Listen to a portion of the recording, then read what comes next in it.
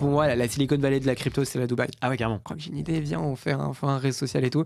Il me dit, ok, je te suis, je mets 250 000. Ah, ok, trop bien. Bon, c'est facile au final de lever de l'argent. Ouais. Dans le même coin, il faut comprendre un truc, tout se base sur des calls en fait. Ouais. C'est des potes qui t'envoient des calls, ils te disent, ouais, là, ils vont pumper, etc. Quand je pense à ce marché des meme coins, je m'imagine en fait un espèce de casino où les gens mettent des pièces dans des machines à sous. 95% des gens, ils perdent de l'argent quand même. Bien sûr. Globalement, c'est des pyramides de Ponzi énormes. Surtout sur les collections NFT, les meme coins. Enfin, pour moi, c'est quand même du transfert de richesse et pas de création de valeur. Complètement. Hein. Moi, je commence à regarder un peu sur Discord les meme coins qui se lancent, etc. Et je dis, les gars, venez, on fait un meme coin et tout. C'est vrai que comme on avait un peu de supply, mais c'était refusé avec la team de la vente parce qu'on voulait pas arnaquer les gens par ok. J'ai vu un wallet avec 600K ou 700K. Je dis, ah ouais, il se passe quelque chose. Salut à tous et bienvenue sur CryptoColis. Mon invité du jour a connu les montagnes russes dans la crypto. Aujourd'hui, j'accueille David. David a voulu créer une collection NFT en 2021 quand c'était la hype. Ça s'est pas forcément passé comme prévu, vous allez voir. Puis il a créé un meme coin en 2024. Ce meme coin est monté à plus de 6 millions de dollars de market cap avant de retomber à zéro. Et entre-temps, entre la collection NFT et le meme-coin, il a créé un réseau social décentralisé pour les détenteurs de NFT qui a explosé. Il est monté à plus de 100 000 utilisateurs. On va voir tout ça avec David, son parcours dans le monde de la crypto. Avant que l'épisode ne commence, sachez que j'ai créé FundLayer, un club privé, une communauté pour investir dans des fonds crypto triés sur le volet. Si vous voulez en savoir plus, je vous mets le lien en commentaire. Et c'est parti pour l'interview avec David. Trop content de faire cette interview, sachant que tu m'as un peu teasé en début d'épisode en me disant ouais, on va parler de meme-coin, de Dubaï. Et c'est hyper cool, toi, t'es à la base un entrepreneur. T'as switché vers les cryptos et je trouve ça cool de revenir un peu sur ton parcours. Est-ce que tu vas un peu expliquer ton parcours, pourquoi t'as switché, peut-être tu faisais de l'IA à la base et t'as switché de l'IA à la crypto. Ouais, c'est clair. Alors moi du coup je m'appelle David, je suis 30 ans. D'abord merci pour ton invitation, je suis super honoré de te rencontrer enfin. Je voyais tes posts sur LinkedIn et tes vidéos que j'ai toutes regardées, donc c'est super. Donc effectivement, moi j'étais entrepreneur, donc moi à la base je suis ingénieur, j'ai 30 ans du coup comme je l'ai dit, et à la base j'ai fait une première boîte dans la PetTech, c'est dans l'industrie animale. J'avais fait un copycat de Doctolib qui avait plutôt bien marché, j'ai revendu au bout d'1 an et demi. Et en fait l'histoire qui était marrante, c'est qu'en fait le Bitcoin, on en a déjà parlé en 2013. J'étais à Dauphine à ce moment-là et je me suis dit, il y avait un mec qui faisait un exposé sur le Bitcoin, tu vois. C'est quoi cette histoire de crypto-monnaie et tout. J'avais basé, tu vois. J'étais tellement focus sur les grandes écoles. Moi, je voulais intégrer absolument les ponts et chaussées, centrales ou polytechniques. Je m'en foutais un peu des Bitcoins. Bref, donc moi, j'ai continué mes études. Donc moi, j'en avais marre de rester dans mon coin. Je me voyais pas être salarié, je me voyais pas. Donc, je commence à faire une première boîte, qui marche. Après, j'ai vu le premier bull run 2017, mais j'ai observé, je me dis, bon, ok, ce truc-là, il est. C'était ramené, il y a eu le bull run, ok, bon, des gens ont sûrement beaucoup gagné d'argent. J'avais des copains à moi qui avaient pris des 100, 200 000. Je me dis, bon, ok, ils ont pris leur cash. Moi, j'avais essayé de mettre après le premier bull run. Genre, t'es arrivé vers octobre-novembre. Ah ouais, voilà, exactement, c'est ça. J'avais pas d'argent à l'époque, je dis à mon père, ouais, papa, mets-moi 500 € sur l'Ethereum, tu vois. Et il me dit, ok, si tu veux. Bon, sauf que ça a chuté juste après, donc forcément, c'était à cette époque, c'était un peu terminé. Et du coup, juste après avoir revendu cette première boîte, donc il m'a donné plein d'expériences, surtout côté software engineer. Donc en 2018 à peu près. Ouais, c'est ça, exactement. Okay. C'était en 2018. Il y a une fille qui me contacte sur LinkedIn. Souvent comme ça, je me mets tout le temps associé avec des femmes. Moi, je sais pas pourquoi. Je suis profil maltais. Et elle me contacte, elle me dit, ouais, écoute, j'ai un projet autour de la fashion tech, dans l'IA et tout. Je me dis, ah ok, hyper intéressant, la fashion tech. Donc c'est de la mode, si vous appliquer de l'intelligence artificielle appliquée à la mode. Donc tu sais, à cette époque-là, il n'y avait pas encore les modèles LLM qui étaient hyper connus, ou ChatGPT, tout. On implémentait des papiers de OpenAI, tu vois. OpenAI, à cette époque, en 2018, il n'y a pas beaucoup de personnes qui connaissaient, tu vois. Ça c'est vraiment connu quand ils ont un release ChatGPT en 2022, tu vois. Et du coup, on s'est lancé cette aventure, qui a un peu marché au début. On a eu le Covid, donc on s'est mangé un peu une grosse claque. Parce que c'est quoi le but de la boîte Au début, le but de la boîte, c'était en fait, on avait scrappé Instagram. On appliquait des classifieurs de deep learning, donc typiquement reconnaissance faciale, reconnaissance de genre, etc. Et en fait, on mettait ça à disposition pour les agences de mannequins, pour qu'ils puissent trouver des potentiels candidats pour leur agence de mannequins. Au lieu de passer son temps à scroller Instagram, nous, on voyait des scrappers, on scrollait, et voilà. Et après le Covid, on a pivoté, on a fait un truc un peu encore plus côté deep tech. C'est-à-dire qu'on on s'est rendu compte que j'ai les marques qui jetaient énormément de vêtements, faisaient beaucoup de dessins techniques et ils les jetaient énormément. Donc on s'est dit, écoute, on va appliquer une brique derrière, c'est-à-dire on passe d'un vêtement à un sketch qu'on dessine à la main, on remplit les couleurs, les motifs, etc. Et on le passe directement en 2D en temps réel avec l'IA générative. On avait implémenté un papier de recherche. Ça avait bien marché, on avait eu une proposition de rachat. Donc à ce moment-là, on avait été jusqu'au bout, mais à la fin, ils se sont dégonflés. Ouais. Ça a eu de chance. Franchement, c'était 2 jours avant mon mariage, donc un peu relou. De ton mariage? Ouais. Ok, mince. Du coup, je me suis dit, peut-être que je prends un peu de cash, mais non, pas du tout, tu vois. Donc, pas grave. Du coup, ça, t'as pu payer le traiteur quand même ou... Ouais, ça va, j'avais mis un peu d'argent de côté. Mes parents, ils m'avaient un peu aidé à l'époque, mais donc, c'est bon, j'ai pu prêter le traiteur à la salle, donc pas de souci. Et en fait, ce qui s'est passé, c'est qu'il y avait un pote, donc c'était encore. Il y a eu le deuxième bull run, du coup, enfin, c'était pendant encore quand j'étais dans cette boîte. Et le deuxième bull run, il y a un pote à moi qui m'appelle et il me dit, ouais, le Bitcoin, il a atteint son ATH, il venait de dépasser 15 000. Je dis, Bitcoin. Il me dit, ouais, j'ai envoyé tapis, etc. J'ai commencé à t'envoyer tapis. Donc là, on est fin 2020 à peu près. Ouais, exactement. Bah, j'allais encore à Dubaï, du coup, à chaque fois que je vais à Dubaï, il y a un bull run. Et il me dit, ouais, j'ai envoyé tapis. Je dis, attends, il m'a dit, j'ai fait un virement de mon compte LCL vers Kraken. Donc il a envoyé genre 100 000 balles. Et il me dit que le banquier l'appelle et lui dit, monsieur, c'est quoi ce virement vers Kraken?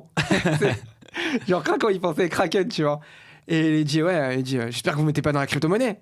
Et il lui dit, bah si, il me dit, mais j'ai des placements beaucoup plus sûrs, 0,2% avec un livret A, ou je sais pas combien c'était, ou 1%, un truc comme ça. Il a dit, non, validez le virement, j'envoie bien vers Kraken, etc. Vers Kraken, du coup. Donc ça, trop marrant.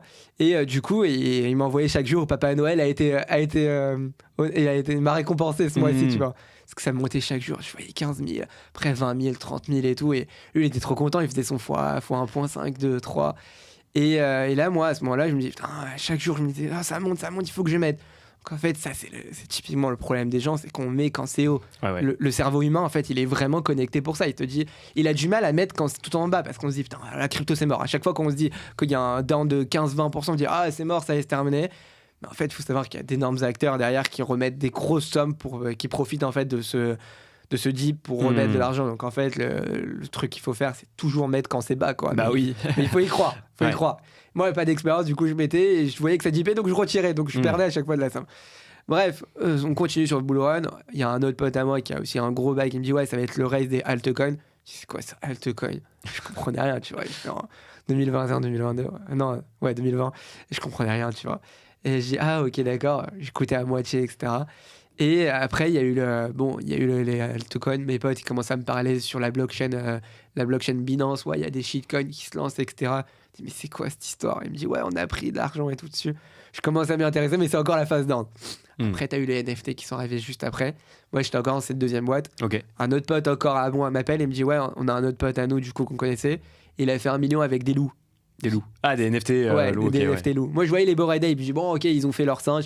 Ça a bien marché, tout le monde en parle. Bon, ça y est, c'est terminé. Sauf qu'après, les stars, on en a acheté et c'est là où ça a vraiment hype. Et il me dit des loups. Je dis, c'est quoi cette histoire de loups là? Je vais regarder, tu vois. Et il me dit, mais il aurait pu faire 1 million, mais il a fait que 100 000. Je dis, pourquoi? Il m'a dit, en fait, il a fait une connerie dans son smart contract. Il a oublié la ligne où tu dois payer. Enfin, t'as un require payable. Et en fait, il a fait faire par un Indian Fiverr et il a oublié, tu vois. Donc en fait, l'argent était bloqué.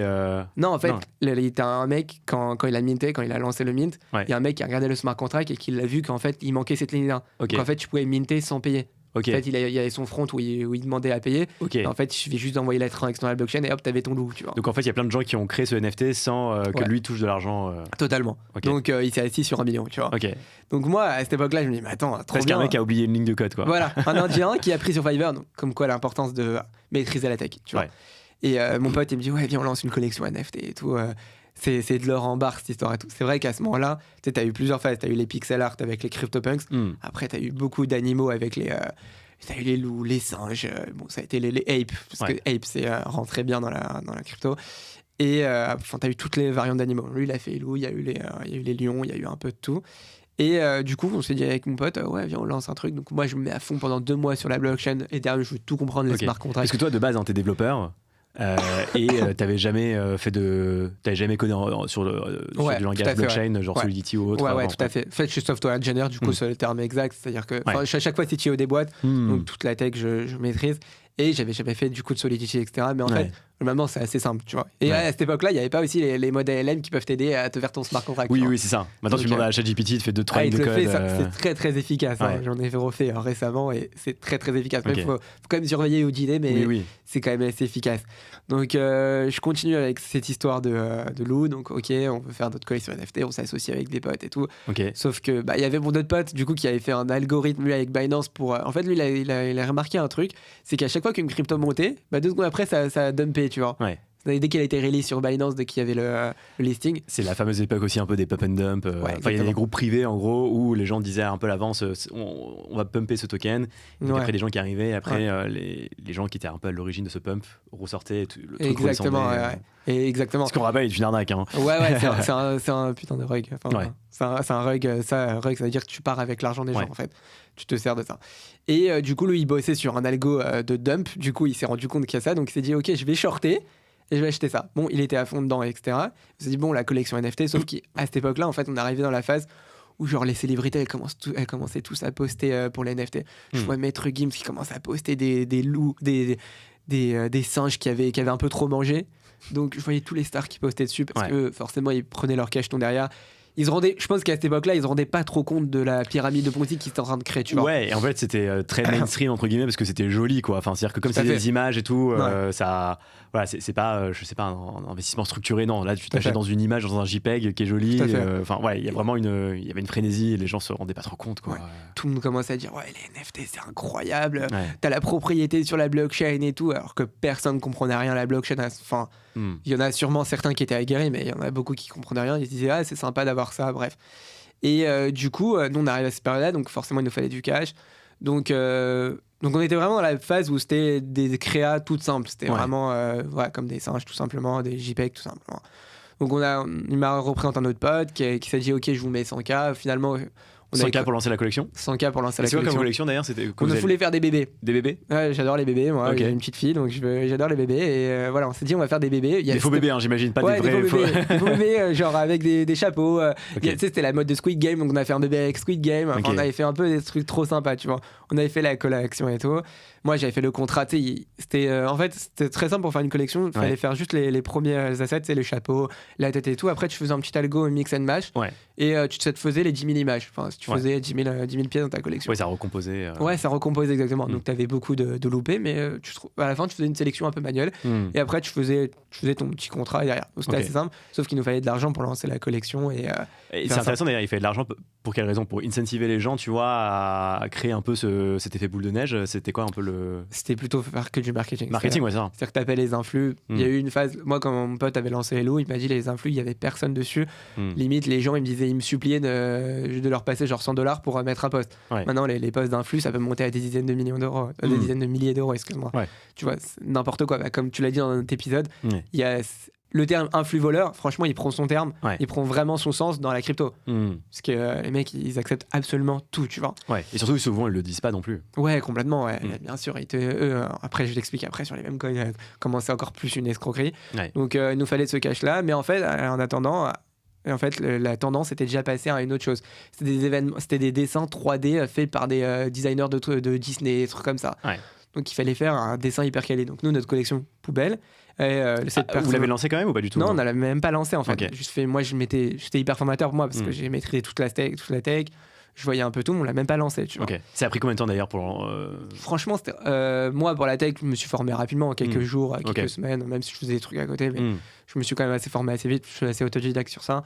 Et après la collection, c'était des allers-retours avec des designers. Bon, c'était pas grand chose.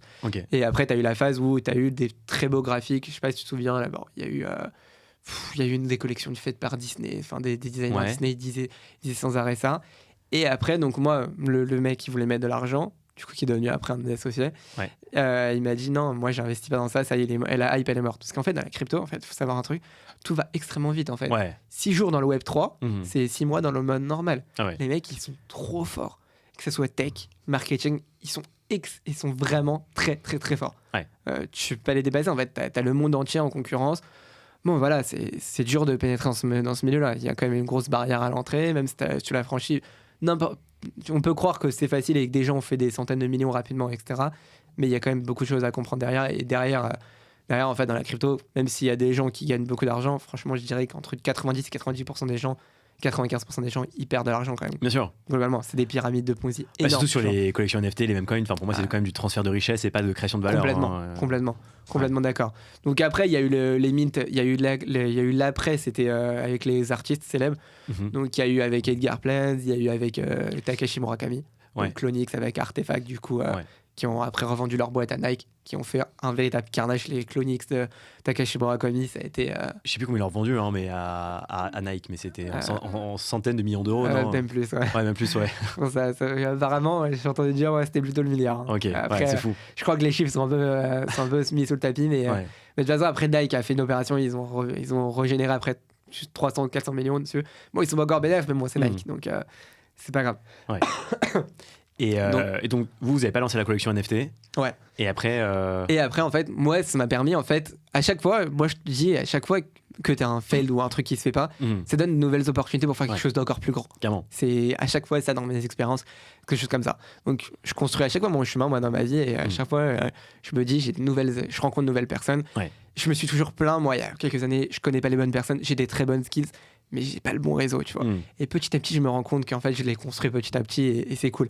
Et du coup, moi, je vois cette collection NFT et j'appelle cette personne-là qui voulait investir de l'argent et je lui dis ouais, attends, je crois qu'il y a un truc à faire avec les NFT. C'est vrai que tout le monde achète des singes et des trucs comme ça, mais il n'y a pas un endroit pour se réunir, tu vois, une sorte de, on va dire, mot réseau social. C'est un mot qui peut faire très peur en vrai quand tu lances une boîte, tu vois. Mauvais social. Ouais, parce qu'en vrai, il y a tellement qui se créent et tellement peu qui réussissent, ça se compte sur le doigt de la main, quoi. Tellement. Et toi, t'as acheté ton Bored Ape ou ton CryptoPunks, t'as pas envie de te retrouver avec des mecs qui ont pas ça. C'est un peu l'idée un peu des francs-maçons des clairement. Côté un peu communauté privée. Ouais, communauté privée, exactement, tu vois. Ou même j'ai 100 Ethereum sur mon wallet, je viens de me retrouver avec des mecs un peu comme moi, tu vois. Ouais. Et c'est vrai qu'effectivement, il y a eu Discord où tu pouvais te connecter avec ton wallet et arriver dessus, et que tu pouvais échanger avec des mecs comme ça, mais il n'y avait pas un endroit unique. Ouais. Lui, il était à New York à ce moment-là, il me dit ouais. C'est qui d'ailleurs ce pote? Enfin, lui, il travaille dans le. Lui, il est dans le marketing. Lui, c'est un mec qui a une boîte qui génère plusieurs dizaines de millions d'euros. Okay. Donc, il a fait du Bitcoin en 2013. Okay. Donc, timing, il a eu le. Ouais, il a eu le bon timing. Et lui, il m'a dit, tu sais, au début, quand on a eu ce call-là, il me dit ouais, je crois que toi, t'es très smart parce que tu parles pas pendant les calls. Alors qu'au final, moi, je suis le mec qui parle tout le temps et qui raconte tout la merde. Tu vois. Mais là, tu vois, j'avais pas parlé et il m'avait kiffé, tu vois. Okay. Et il était à New York, je crois, à ce moment-là. Et je lui dis ouais, je crois que j'ai une idée, viens, on fait un réseau social et tout. Il me dit ok, je te suis, je mets 250 000. Okay. Je dis ah ok, trop bien. Bon, c'est facile au final de lever de l'argent. Ouais. Moi, j'avais déjà un peu levé de l'argent avant, mais fallait faire des calls, etc. Et il me dit ok, on discute un peu et en fait on s'est dit ok, il faut faire un réseau social pour agréger un peu tout le monde. Ouais. Il arrive à emmener tout le monde dans cette histoire. Il arrive à emmener aussi le CTO d'Artefact dans cette histoire, tant qu'advisor, investisseur. On construit une app de ouf, c'est-à-dire que vraiment que ça soit la DA. J'avais une équipe de stars. Justement, j'avais un mec qui s'occupait de la DA à chaque fois qu'il sortait une vidéo. J'étais surexcité parce que c'était un film Pixar. Ah ouais. Que ça soit la tech, j'ai construit une super app de ouf. C'est-à-dire c'est un réseau social, donc déjà tu as les problématiques du réseau social.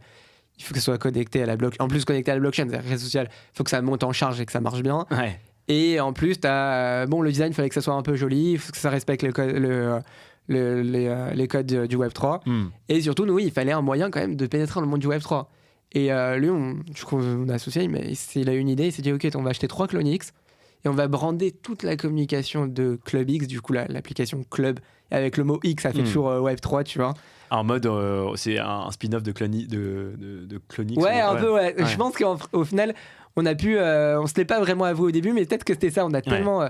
D'ailleurs, tu vois, mon associé, lui, il devait investir dans Artefact à la base. Okay. Et il m'a dit, il devait mettre genre une petite somme au début, mais il m'a dit qu'il aurait fait genre peut-être x1000 dessus, tu vois. Et je sais pas, peut-être je sais pas exactement combien, mais au lieu de mettre dans Artefact, il a mis dans ton. Non, en fait, il a mis dans une boîte à l'époque parce que nous, on lui avait contacté, on lui avait dit, mais je suis sur le métavers, je comprends rien, toi, t'es trop en avance, moi, laisse tomber. Il n'a pas dormi pendant 6 mois, tu vois. Ouais, il était dégoûté, tu vois. Ouais. Et on a lancé.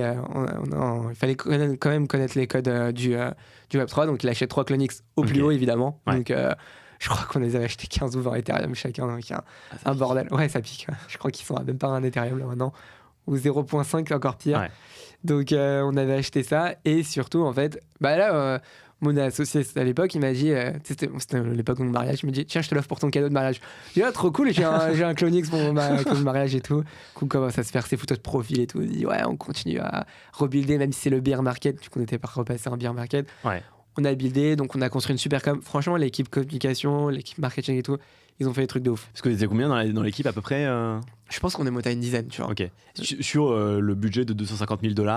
Ouais, en fait, il faut savoir un truc sur le budget de $250 000, il s'est transformé en $1 million. Parce que il a investi. Ouais, il est devenu complètement fou lui en fait. Lui, c'est un vrai kamikaze. Ah, c'est lui qui a investi direct. Ouais, je veux dire, c'est pas vous avez investi les $250 000.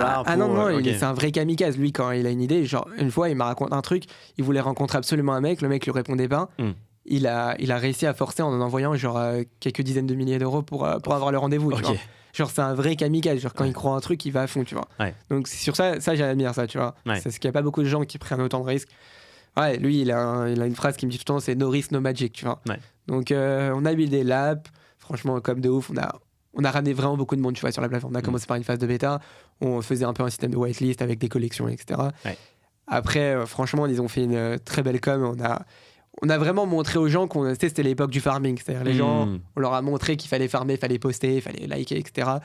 Et dès le release, le premier jour, donc il y a eu la bêta qui s'est très bien passée, les serveurs ils tombent en panne. Donc là, tout le monde m'appelle. En plus, ma femme elle était à quasiment à 9 mois. Je dis t'accouches pas ce soir parce que il faut absolument qu'on lance l'app, tu vois. Et du coup, il y a du coup. Le mec a fait fac, il met en relation avec un mec de Nike, il me dit écoute, ouais, ok, j'ai trouvé le problème. Donc il me répare le DevOps en 2 secondes. On release et du coup, je crois le premier jour, il y a eu 40-50 000 users. Ah ouais. Genre un truc de ouf. Mais surtout, en fait, c'était pas des users fantômes ou des mecs qui nous envoyaient des attaques de bots. Ah, c'est vrai utilisateur, ouais. C'était vrai user parce qu'on avait plus de $100 millions à d'assets connectés, tu vois. Avec les NFT, les cryptos et tout. Ah ouais. C'est-à-dire qu'il y a eu quand même beaucoup d'engouement, tu vois. Et tout le monde parlait de nous à un moment, tu vois. Et parce que les gens, en fait, ils se connectaient à l'app et le but, c'était de voir d'autres personnes comme toi qui avaient le même NFT pour échanger, discuter. Tout à fait, exactement. Okay. C'était ça. Et ils avaient une sorte d'Instagram version. Exactement. Voilà. C'est exactement ça. C'était vraiment l'Instagram. Donc franchement, on a eu une énorme hype au début. Tout le monde disait, c'est incroyable et tout. On a fait un système. La communication, franchement, était très bonne parce qu'on a eu ce système de farming, effectivement, où tu parlais, fallait avoir des points. Et après, tu as eu ce système où on a dit écoutez, vos points que vous avez, on les a transformés un peu en boules et il faut les partager sur Twitter. Et en fait, ça faisait un peu effet de boule de neige parce que l'image qui était générée, elle était générée dynamiquement. Et tout le monde disait c'est quoi, c'est avec le Bix, tout ça a ramené une tonne de personnes comme ça. Donc, malheureusement, après, on était épuisé de cash, donc il fallait lever un peu d'argent. Donc, on a eu plein de super accompagnements. Mais le problème, c'est qu'en attendant. En fait, le marché s'écroulait de plus en plus. En fait, t'avais un produit qui était construit sur un marché qui était en pleine décroissance, enfin qui se cassait la gueule, quoi. Tout à fait. Et en fait, c'est vrai que quand tu parles des boîtes dans le Web3, ils te disent tout le temps vous construisez en beer pour préparer le bull market, tu vois. On a construit en beer, mais on est mort en bull. Enfin, on est mort en. Enfin, c'est pas vraiment. Moi, je le retiens pas comme un échec parce que franchement, on a quand même réussi à fédérer plein de personnes. Tout le monde parlait de nous et j'ai appris une tonne de trucs dedans. Donc, niveau perso, ça m'a apporté une tonne. Ça nous a apporté aussi plein de contacts à droite à gauche. Et en fait, c'est là après où on a un peu pivoté vers autre chose.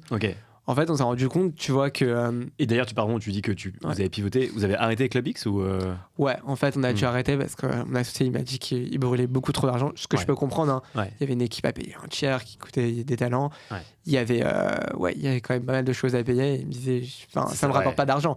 C'est vrai que le réseau social, c'est le pire business au monde. Hein. Ouais, et il n'y a pas moyen de le monétiser en plus, c'était compliqué. C'était compliqué.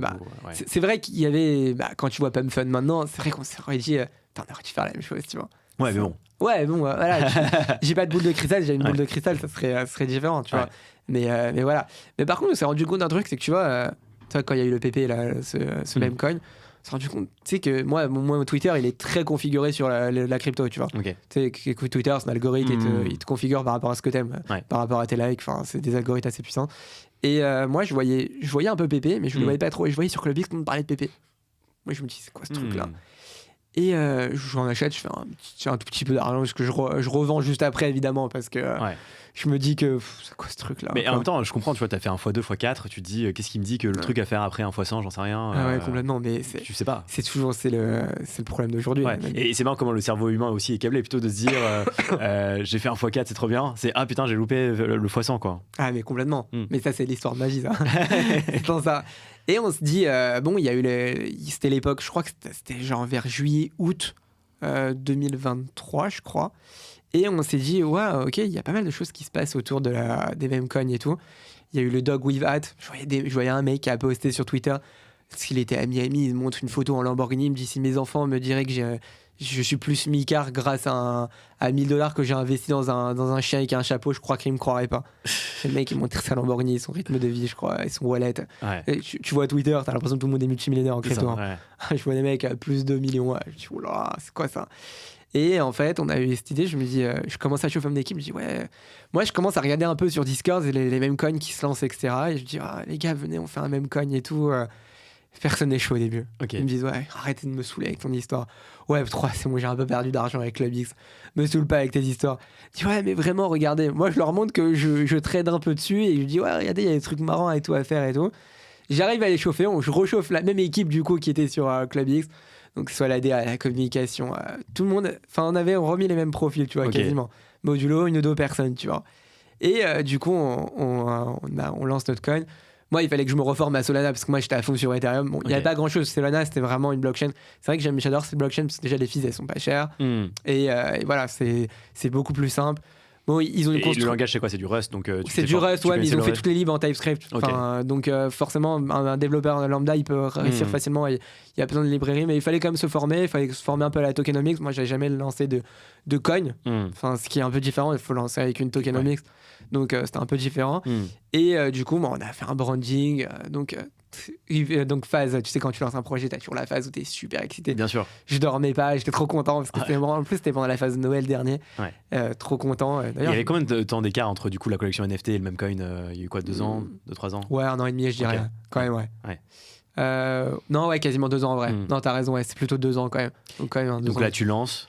On lance avec une super comme d'hab et tout. On monte à plusieurs millions de market cap. Donc trop content.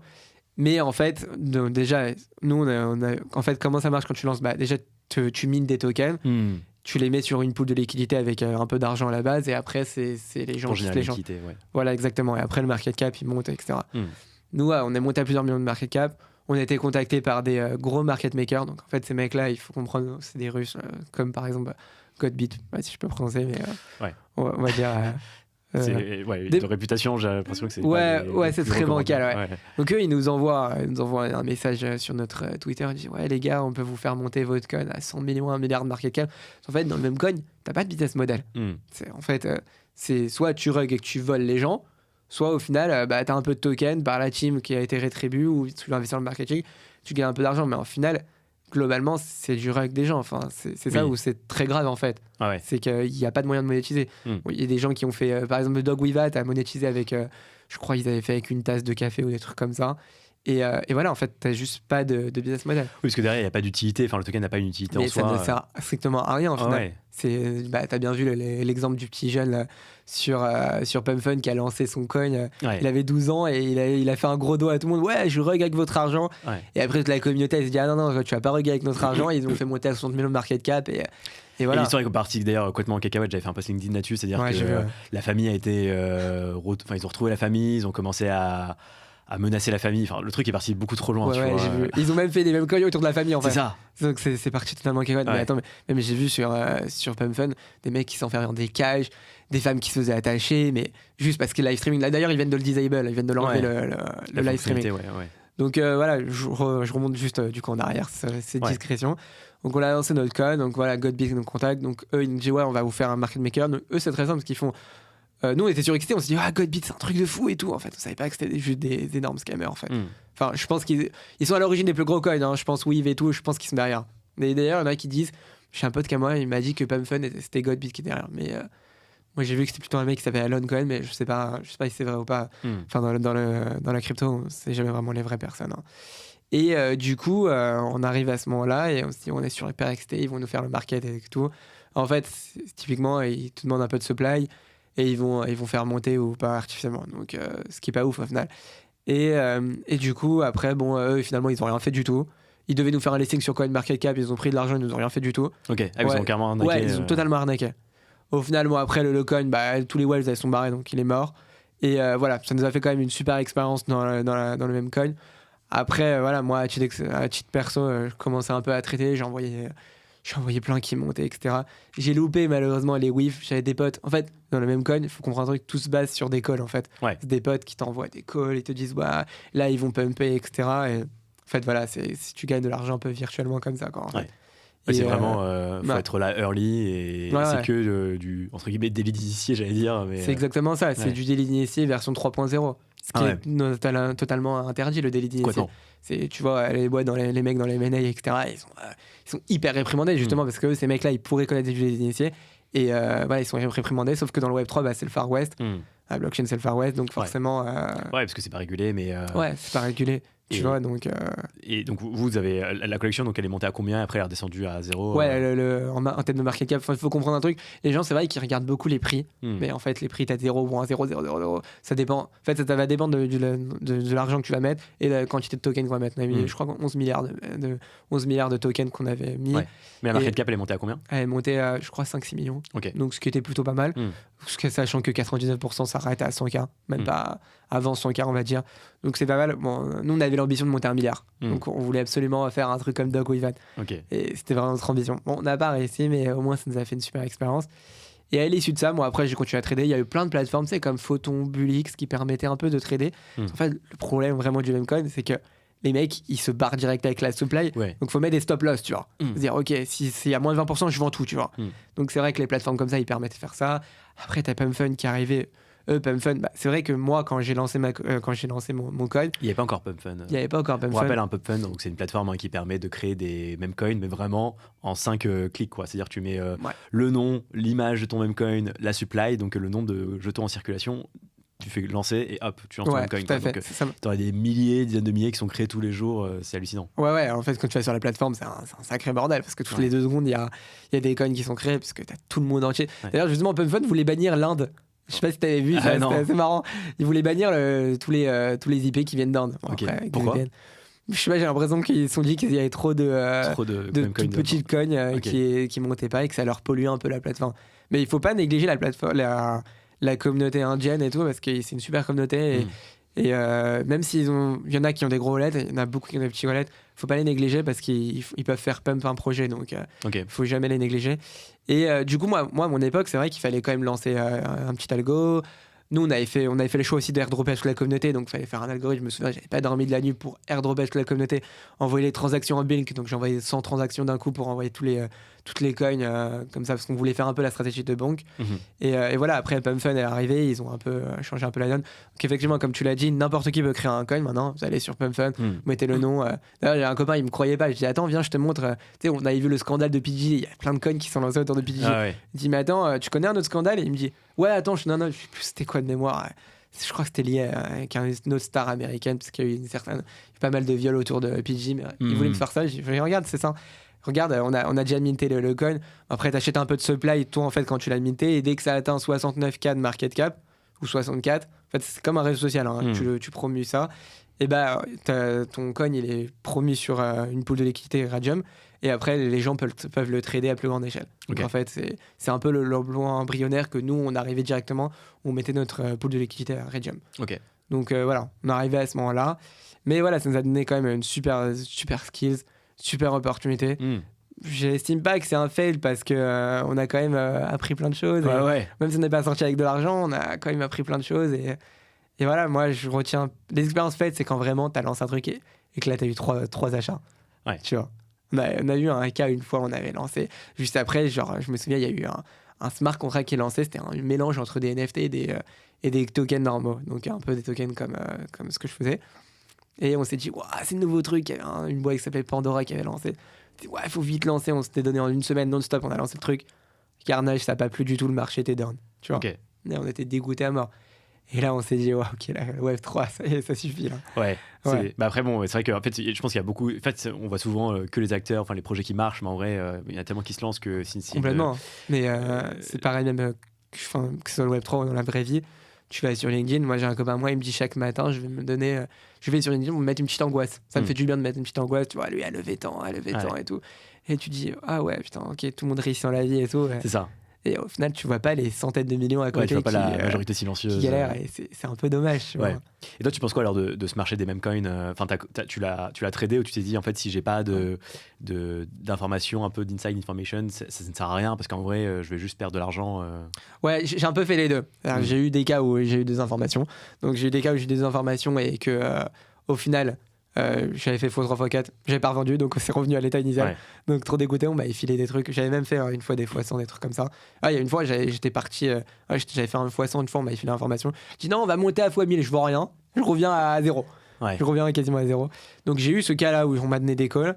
J'ai eu le cas où je suivais les calls sur Twitter, mais globalement, des influenceurs, les influenceurs, c'est comme tu l'as dit dans ton précédent podcast, c'est un peu des voleurs. Eux, ils se prennent, en fait, quand tu les payes, les influenceurs, ils prennent deux trucs. Ils prennent un peu de ta supply et ils prennent un peu de cash en Solana ou crypto, tu vois.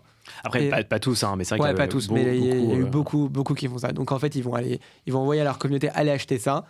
Toi, tu vas l'acheter, mais en fait, eux, entre-temps, ils cash out, en fait. Donc, en fait, ça m'est arrivé, là, par exemple, là, quand j'étais il y a 2 semaines en vacances, ça m'est arrivé, j'ai mis un truc, et j'ai dit, celui-là, j'en ai marre, il arrête pas de me reguer, je vais pas mettre une grosse somme. Une grosse somme, en général, les mêmes coins, je mets pas plus de 300, 400 $, tu vois. Et là, je dis, vas-y, je vais mettre $50. Rien à foutre, ça y est, je mets $50. Je vois le truc, je monte à 1000. Je dis, mais pourquoi j'ai pas mis 500 ? Mais un débile mental. Donc, classique. Et après, le truc, je l'ai pas vendu, on est revenu à 0. Ouais. Donc, mais tu dis pas, justement, il faut mettre en place une espèce de stratégie où, avec une formule où tu dis, par exemple, à x2, je vends 10%, à x4, je vends encore 10, etc. Parce qu'en fait, finalement, si t'as pas de stratégie de sortie, c'est perdu d'avance, non ? Mais complètement, mais même c'est pareil pour les cryptos. C'est tout en pareil. On te dit, les cryptos, ça reste quand même moins volatile, tu vois. Tu peux justement utiliser la chart pour essayer de définir ton plan de sortie en fonction des targets de prix. Mais alors que sur le même coin, c'est tellement rapide. Mais en fait, sur le même coin, il faut se dire un truc, c'est qu'on vise tellement tous le x1000 ou x 50 000 qu'en fait, c'est pour ça qu'on met des toutes petites sommes, enfin, on met des 50, $100, $200, parce qu'on veut viser ça. Donc en fait, quand t'as fait ton x10, t'es content. Mais en fait, le cerveau humain, il est calibré pour faire ça. Mais effectivement, l'idée, justement, des plateformes comme Bullix ou Photon, c'est de te mettre des ordres de sortie, des ordres à chaque fois des ordres de sortie, stop win et stop loss. Tu vois. Donc c'est ce que j'ai commencé à faire d'ailleurs. Donc, et du coup, j'ai un peu tradé aussi dessus de manière assez indépendante, sans call, sans rien.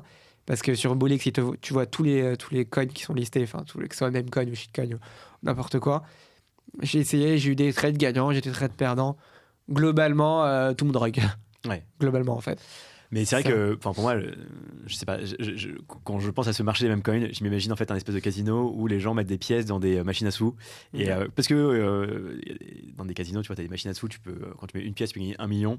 Tu pars du principe que, voilà, comme la chance existe, je veux être cette personne-là. Et en fait, je m'en fous de gagner limite 100 000 ou 10 000. Moi, ce que je veux, c'est le million, tu vois. Et que finalement, c'est ça. Sans stratégie de sortie, c'est. Ouais, c'est clairement. Et en fait, les gens qui arrivent un peu à gagner de l'argent dessus, c'est soit les influx, soit les mecs qui créent les coins et qui règlent. Qui sont toujours les mêmes d'ailleurs. Ouais, toujours les mêmes, exactement. T'as tout compris. Au final, on se dit, c'est vrai que quand tu vois un peu la crypto, tout le monde te dit, j'ai gagné de l'argent. Mais au final, c'est toujours les whales qui gagnent de l'argent, tu vois. Ils gagnent beaucoup, tu vois. Tu peux un peu, honnêtement, les stratégies de long terme sur la crypto, si t'avais mis sur Solana, Bitcoin, Ethereum il y a 1 an, 2 ans, t'aurais fait ton x5, x6 et voilà. Bon, même il faut, encore une fois, pas vendu, pas gagné. Donc tu l'as gagné virtuellement. Le plus dur, c'est de vendre. Moi, j'ai un de mes cousins et il mettait sur la Vax il a mis 4000 balles sur la Vax c'était il y a 2 ans. Il a eu à $1. Non, quoi que non, il y a 2 ans, il a été beaucoup plus haut, il était à 40. Ouais, je crois qu'il avait eu à 20, il a eu la TH, il était à 120. Je dis, j'ai gagné 40 000. Il n'a pas vendu, il est retombé à l'état initial. Je dis, tu vois, donc globalement, en fait, pas vendu, pas gagné, ou pas vendu, pas perdu, tu vois. C'est ça, on vient toujours au même problème qui est la stratégie de sortie. C'est la stratégie de sortie, Puis après, t'as les impositions fiscales aussi qui peuvent se mettre en place, là, notamment avec ce qu'on en parlait ce matin. Au final, même si tu peux gagner de l'argent dedans, là, ce matin, on a vu que la flat tax a augmenté de 33%. Donc, exactement. Non, tout à fait. Et tout à l'heure, tu parlais de Dubaï aussi. Tu disais qu'à un moment, tu y allais. Enfin, toi, tu penses quoi de l'écosystème crypto là-bas ? Est-ce que tu as pas mal vécu là-bas ? Moi, j'ai pas vécu là-bas, mais c'est vrai que j'aime bien là-bas parce que, au niveau de la sécurité, il y a un climat sympa, etc. Moi, je suis pas à l'aise beaucoup, j'y ai été quelques fois. Et là, du coup, j'y étais il y a 2 semaines. Voilà, à chaque fois que j'y vais, il y a le bull run qui se met en place. Et c'est vrai que là-bas, c'est assez hallucinant. Il y a beaucoup d'argent qui sont faits en crypto là-bas. Les mecs, globalement, il y a beaucoup de rugs, des mecs quand même, mais t'as aussi des mecs qui ont fait des vrais projets. Je crois qu'il y a eu des grosses cryptos qui sont lancées là-bas. Donc, il n'y a pas que ça. Mais c'est vrai que quand tu arrives là-bas, tu te dis, putain, c'est hyper crypto-friendly, tu vois. Il y a eu, je vois des mecs avec ils avaient un collier avec leur Ledger. Tu peux aller acheter ta Lamborghini là-bas. Genre, tu peux aller dans un concessionnaire de voitures. Truc impensable en France. Ouais, impensable. Et en fait, ils passent un wallet TRX ou sur la blockchain USDT. Donc c'est-à-dire que chez Lamborghini, ils acceptent les paiements en wallet, enfin en je sais pas si chez Lamborghini, mais les autres concessionnaires, ouais. Je sais pas si Lamborghini, si les maisons mères acceptent, mais en tout cas sur les petits concessionnaires qui, en fait, il y a énormément. T'as une grosse avenue où t'as tous les concessionnaires de voitures, c'est chez Zayed, et du coup t'as tous les concessionnaires là-bas. Je sais pas si Lamborghini accepte, mais même des appartements, tu peux les acheter en crypto. Donc en fait, c'est très crypto-friendly. Là-bas, la taxation, elle est très faible. Je crois que c'est de 5%, quelque chose comme ça, quand tu dépasses plus de 100K. Donc ouais, c'est très crypto-friendly. Après, voilà, il y a aussi beaucoup de gens qui vont à Dubaï en espérant qu'ils vont faire beaucoup d'argent ou réussir là-bas. Mais en fait, là-bas, il faut arriver quand même déjà avec une valise assez solide quand même. Tu peux pas arriver là-bas et te dire, ouais, je vais faire mon American Dubaï, tu vois. Mon Dubaï Dream, on va dire plutôt. Mon American Dream version Dubaï, tu vois. Il y en a beaucoup justement qui reviennent parce que les mecs, tu vas pas aller croiser un mec, aide-moi à faire de l'argent, ils s'en foutent de toi. Si tu lui apportes pas quelque chose, ils s'en foutent de toi. Donc, ouais, climat très friendly côté crypto. T'as d'autres pays dans le monde, je crois que Lisbonne, justement, au Portugal, il y a pas mal de choses. Il y a une taxation qui est assez intéressante au niveau de la crypto. Bon, comme tu me l'as dit tout à l'heure, il y a un revert, je crois, 10 ans d'avant. Donc, t'as fait ton argent en France, c'est terminé, quoi. Donc, mais toi, tu penses quoi justement de Dubaï? Parce que j'ai l'impression que c'est quand même assez particulier comme ambiance. C'est au niveau crypto même. Je sais pas, est-ce que c'est un climat qui est sain, tu vois? Je dirais un peu les deux. Tu vois. J'ai peut-être pas assez trop de recul, donc j'ai pas envie de parler au nom de la population là-bas. Qui pourrait me dire tu racontes n'importe quoi et tout. Je vois qu'il y a quand même beaucoup d'événements là-bas et que le Web3 ça se passe là-bas. Je vois, même s'il y a beaucoup de scam et tout, pour moi la Silicon Valley de la crypto c'est la Dubaï. Ah ouais, carrément. Ouais, pour moi je pense que c'est ça. Même s'il y a quand même des très bonnes boîtes aussi dans le Web3, dans la Silicon Valley, etc. Il y a aussi en Israël où il y a beaucoup de boîtes dans la Web3, mais Dubaï, j'ai l'impression que c'est là où tout se passe dans la Web3. Nous, au début, sur ClubX, justement, il était question de s'installer à Dubaï. Donc, de déplacer notre siège à Dubaï, tu vois. Ça marche. Et avec toutes tes expériences dans la crypto, Memecoin, NFT, tu as dû en voir pas mal des anecdotes. Enfin, tu as des anecdotes à partager un peu croustillantes Ouais, franchement, après, j'en ai déjà pas mal partagé tout à l'heure, tu vois, mais... qu'est-ce que je peux te raconter? Ouais, tous les Clonix qu'on a perdus. Après, surtout, c'est vrai que quand il y a une anecdote sympa, c'est quand on avait minté notre token, notre Memecoin. C'est vrai que comme on avait un peu de supply, mais on s'était refusé avec la team de la vente parce qu'on voulait pas arnaquer les gens, pas ruguer. J'ai vu un wallet avec 600K ou 700K, je dis ah ouais, il se passe quelque chose. Mais tellement que le pacte entre nous était fort, on s'est dit on veut pas voler les gens, etc. On n'y a pas touché, tu vois. Donc ça, c'est un peu l'anecdote sympa. Après, sur ClubX, il y a eu plein de choses sympas qui sont passées. Franchement, quand la communauté elle était tellement en feu, moi, je me souviens à chaque fois qu'on lançait une vidéo, j'étais surexcité, tu vois. C'était des trucs que tu retrouves nulle part, tu vois. Même si tu perds de l'argent, tu t'es pas arrivé jusqu'au bout. Franchement, ça te fait des histoires incroyables. Je sais pas si ça raconte à tes enfants ou pas, parce que c'est pas non plus un truc non plus incroyable, mais on vit, tu vois. C'est important de vivre et connaître des expériences, tu vois. Et moi, à travers mes expériences, qu'il y a eu des réussites ou des faites, parce que les gens ils parlent beaucoup de leur réussite. Moi, j'aime bien parler un peu des deux, tu vois. Et quand même, tu vis et t'as plein de choses à raconter aux gens. Moi, franchement, tu vois, t'as toujours des gens avec qui tu vas prendre un verre ou tu vas au restaurant. T'as toujours un peu une a priori sur la personne. Tu dis, avec lui, je vais me faire chier. Avec lui, je vais m'amuser. Et franchement, les gens, quand ils viennent me voir, je sais pas si c'est vrai ou pas, je vais pas aller me vanter quelque chose comme ça. Ils aiment bien passer du temps avec moi. Ils aiment bien parce que j'ai toujours des trucs marrants à raconter. Ouais, parce que t'as aussi ce caractère où t'as l'air très sympathique, tu vois. Peut-être. T'es souriant. Et j'essaye aussi d'éviter beaucoup l'arrogance. Je vois qu'il y a beaucoup d'entrepreneurs, ils sont hyper arrogants, ils ne répondent même pas et tout. Moi, franchement, tu vois, sur LinkedIn, j'ai fait des posts justement marrants qui ont bien pumpé du coup dessus. Où genre je dénonce un peu l'arrogance. Moi, j'ai perdu des copains parce que je les aidais grave quand ils venaient de lancer leur boîte et tout. Et dès qu'ils ont un peu levé de l'argent, ou qu'ils ont eu un peu de fame, on va dire, ils ont arrêté de me parler, ou quand je leur demandais des trucs, ils me répondaient plus. Ça, c'est un truc que moi, je veux vraiment combattre et j'aime pas du tout l'arrogance. Voilà. Après, c'est vrai que quand t'es fame ou quand t'es quelqu'un qui est un peu successful, t'as pas le temps de répondre à tout le monde, forcément, sinon t'avances plus. Mais je pense que. Mais c'est important de pas rester accessible, carrément. Tu vois. Moi, j'ai vu que t'étais accessible, donc j'ai kiffé, tu vois. Non, carrément. Tu vois, je trouve un podcast super sympa, donc. Non, mais c'est marrant parce qu'en plus, comment j'étais tombé sur toi, c'était juste un post LinkedIn d'ailleurs qui m'avait fait marrer. D'ailleurs, c'est une vraie histoire qui t'est arrivée. Hein. C'était sur Malte. Quelqu'un t'avait contacté pour une mission, un scammer, et je m'en souviens dans ton post, tu disais qu'il t'a demandé pour une conférence sur Zoom où vous deviez échanger, il t'a dit de télécharger un logiciel, et en fait le logiciel c'est un logiciel que si tu le téléchargeais, en gros t'allais te faire drainer tes cryptos. Ouais, c'est un peu ça, effectivement. Peut-être pas exactement, déjà j'en ai 3 anecdotes des scams, donc il y en a plein. J'ai même des potes qui se sont fait scammer. Non, mais même pendant les NFT, il y a eu des scams énormes, des collections qui se dupliquaient. Ils se disaient, venez, on refait un mint, etc. Ils se contactaient sur Discord, ils avaient des bots automatiquement. Et il y a plein de copains qui se sont fait avoir comme ça. Il y a plein de scams. Celui-là, c'était un scam assez bien élaboré parce qu'il visait vraiment. Bon, c'était sur Malte, la grosse plateforme de freelance. Il visait vraiment les mecs, les développeurs blockchain, ils savent qu'ils ont de la crypto sur eux. Donc, en plus, c'est même pas vrai parce que les 3/4 moi, des wallets que j'ai, ils sont quasiment vides. J'ai quasiment rien dessus. Enfin, c'est que des poussières, tu vois. Donc, tu vas aller me drainer. Bon, il y a peut-être un ou deux wallets, il y a un peu d'argent, mais pas non plus énormément, tu vois. Et en fait, ça se passe comme ça, ils te contactent. Donc, déjà, ils te proposent une mission full remote. Déjà, avec le free, il y en a très peu. Donc, déjà, c'est un truc un peu alléchant. Ils disent, venez, voilà, j'ai un projet en crypto, ton projet. Enfin, ils te saucent un peu, ils te disent, ouais, ton profil est super, etc. Et il t'envoie un lien GitHub, il te demande ton compte GitHub, il t'invite et il te dit tiens regarde ça, moi je comprends tout de suite, je dis au revoir merci, et du coup je fais le post sur LinkedIn.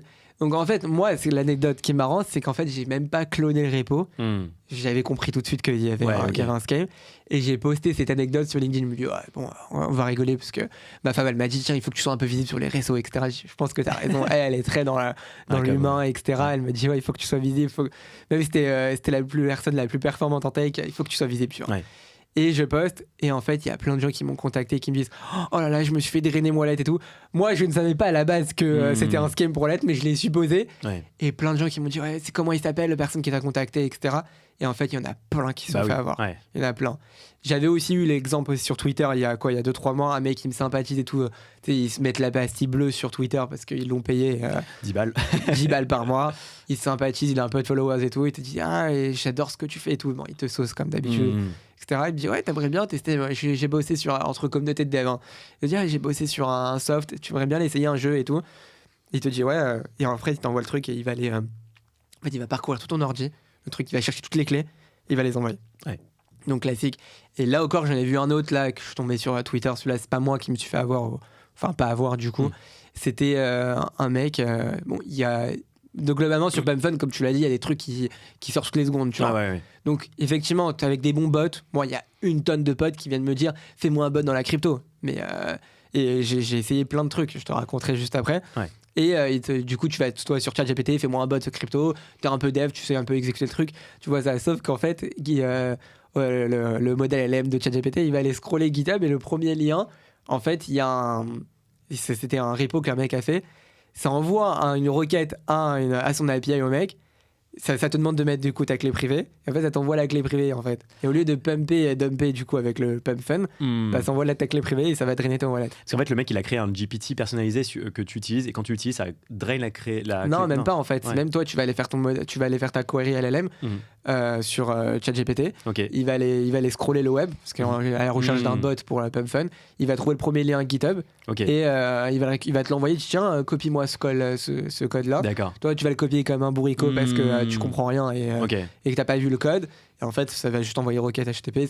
Il y a un peu un truc maquillé derrière. Et voilà, d'ailleurs, je suis tombé encore sur une autre arnaque. Là, cette fois-ci, j'ai failli vraiment me faire avoir parce qu'elle était très très élaborée. Et là, je me dis, ok, là, les mecs, ils sont vraiment très très forts. Je tombe sur une vidéo YouTube. Donc, moi, je suis un très gros consommateur YouTube. J'adore regarder les trucs sur YouTube, notamment ton podcast. Gros consommateur, j'adore les podcasts. J'en bois tout le temps. Dès que j'ai du temps, avec les AirPods ou même quand je fais de la route, toujours un podcast. Et je tombe sur une vidéo YouTube, une fille qui dit. Une américaine qui dit voilà comment j'ai fait mon MEV bot. Je sais pas si tu connais ce truc MEV bot. Pour moi c'est pour choper la MEV. En gros la MEV, c'est un peu compliqué à expliquer, mais en gros ça s'appelle un algorithme sandwich en fait. C'est quand tu vas envoyer une transaction dans la blockchain. Bon, ça s'agit surtout sur les coins parce qu'il faut savoir ça. En fait, quand tu vas envoyer une transaction à la blockchain, faut savoir un truc, c'est que t'as les validateurs, donc des ordis qui sont en concurrence entre eux, qui vont le valider. Donc eux ils vont recevoir les frais de gaz. Et en fait, toi, t'as la possibilité de passer au-dessus du validateur si t'envoies un peu plus de gaz. Forcément, l'ordinateur, il va prendre la priorité vers... l'algorithme qui est juste en fait un script Docker, il va prendre la priorité sur une transaction qui va être plus rémunérateur. Donc en fait, les mecs, ils arrivent... L'algorithme, il va aller capter sur la blockchain des coins. Il va aller regarder une grosse transaction. Donc, il va potentiellement faire pump le coin. Lui, le robot, donc c'est de l'ordre de quelques millisecondes, il va aller renvoyer la même transaction, mais juste avec plus de fees. Du coup, avec aussi de l'argent, ça va faire monter le coin et lui, il revend juste après. Et il fait la différence, tu vois. Et il fait ça toute la journée. T'as Jared from Subway qu'on voit toujours sur Etherscan qui fait ça. Donc moi, c'est vrai que le script, il est compliqué à faire. Je me suis jamais posé assez longtemps pour le faire, mais ça m'a toujours intéressé de voir.